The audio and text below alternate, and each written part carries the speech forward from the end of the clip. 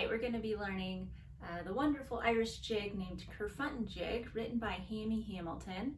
And I know that it's played a lot in the key of D. However, I first learned it in the key of G, which is also the key that Hammy played it in. So that's what we're going to do today, but I would say that both are perfectly fine. So let me just play the tune and then we'll get into it. 1, 2, 1, 2.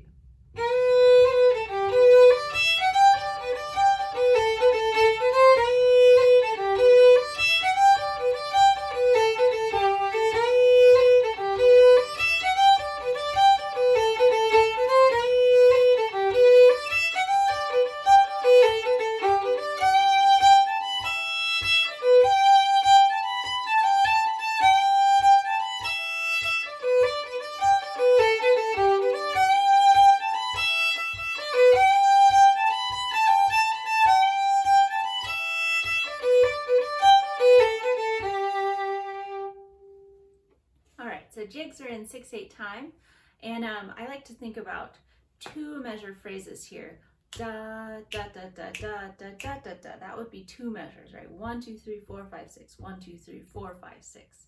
So when I'm tapping my foot, I'm tapping my foot on every dotted quarter or every 3 little beats, so that it wouldn't be 1 2 3 4 5 6. So we tap in 2 basically in 6/8. First phrase, we're starting on B, so we're in the key of G major. And that one you're going to hold for dotted quarter. 1 2 3. That's our first phrase. So after the B, B, A, G. And then like a quarter note with an eighth note here. Put it together.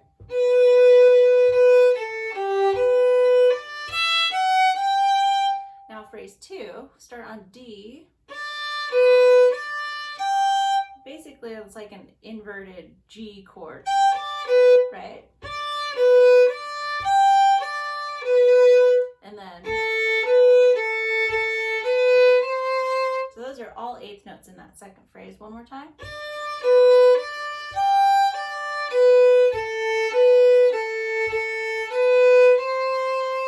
And then we get to do the first phrase again.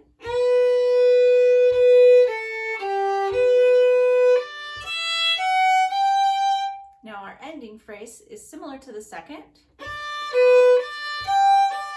but slightly different ending.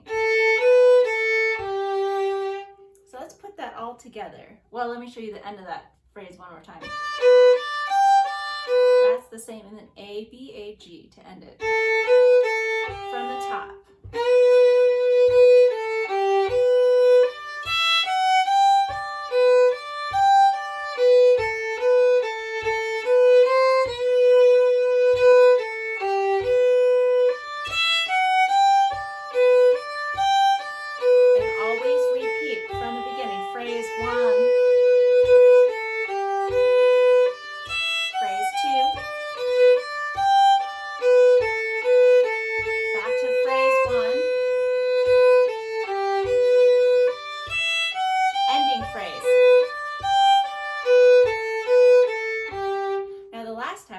Lead into the second part, which starts on this high G. So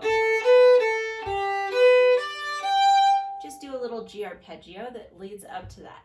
So from the ending, the very last time,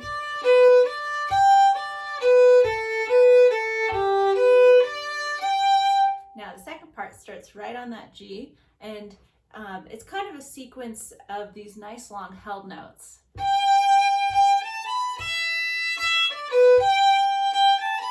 And that gives us some options later for ornamentation, but for right now, we'll just learn it with a dotted quarter for those. So 1 2 3. And then the second one is E. 1 2 3. That was E, D, B there. Put them together.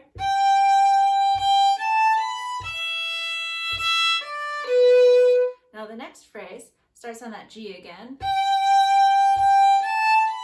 But then the second half of it's different. So it starts on the B there, B, A, G, A, B, A. So the second phrase starts the same as the first, but then stay on that B. the first phrase again.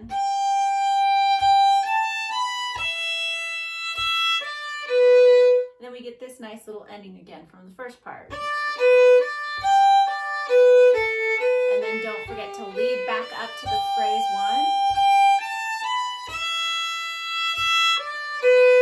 That's phrase 2. Back to phrase 1. The ending.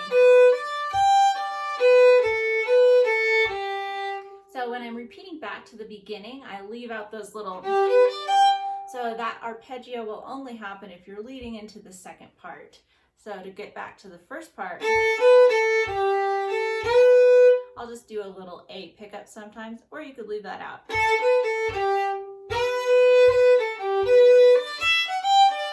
So I didn't teach this with bowing. When I play jigs, I typically try to make it sound as flowy as possible. So that means I'm going to be doing a lot of slurring over these big beats we talked about. 1, 2, ba-dum, ba-dum, ba-da, instead of da-da, da-da, da. That works too. I'm not from Ireland. Irish fiddling is not my first style either.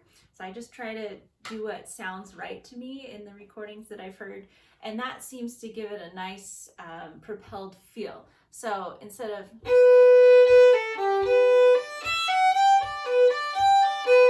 that's kind of slurring within those beats. If I try to slur over the big beats, it gives it a much more lilty feel. So.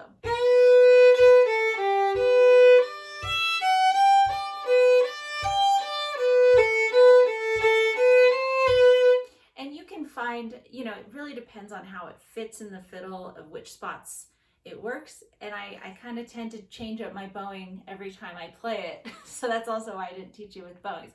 But see if you can take that general concept to find some bowings. Now for the ornamentation, whenever you have a long note, in this case a dotted quarter, if it works on your instrument, so like flutes and fiddles, we can do a long roll, and then followed by kind of a cut to get the B. And I'm doing that all on one bow. There are other things you could do there. You could probably go. Another easy one is, so instead of playing 3 beats of B, I'm playing a quarter and then an 8th note. Since that second beat starts on B, you also can add things there. I was doing a little bit of a cut there.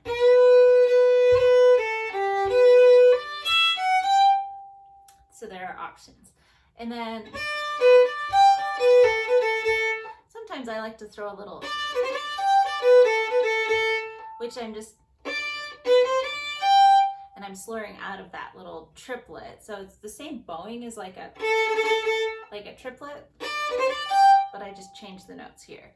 And then in the second part, same thing. We've got long notes. You can do a little roll there.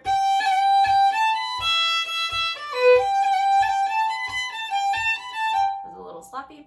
And my theory of why people play it in D is maybe because a lot of these ornamentations work better on the fiddle in D. I can't confirm that. I do know that Martin Hayes recorded this one in D, and he calls it Kerfunten with a K instead of a T.